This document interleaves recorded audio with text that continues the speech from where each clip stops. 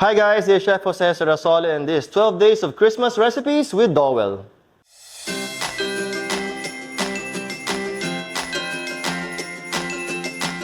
For today's recipe, gagawa tayo ng ginisang Baguio beans with pork. And of course, I'll be using my Dowell electric pressure cooker na multi-cooker as well. Kaya tara!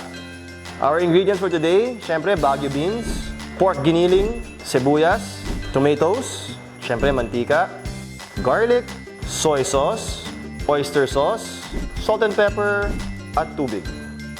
Sobrang unique ng Dowell electric pressure cooker kasi ang dami niyang functions. Meron siyang pang rice, seafood, soup, slow cook, steam, porridge. Talagang perfect for any kind of dish you have at home. But today, syempre since medyo gisa tayo, we'll be using the saute function. Una muna yung mantika. Now naman, we add our pork.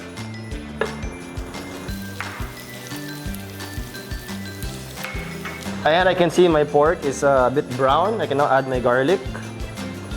Add din ako ng onions. And of course, some tomatoes. Ayan, so midway na tayo. So para may konting sauce tayo, mag-add ako ng soy sauce. Medyo salty. Then pang kontra, syempre matamis, oyster sauce. Ayan. Tapos konting tubig. Ayan. Season with some salt and pepper. And lastly, add our beans. Ayan. Let's combine with our sauce. And siguro, I'll let this simmer for around 5 to 10 minutes. And I think our Baguio beans are now ready. Last check.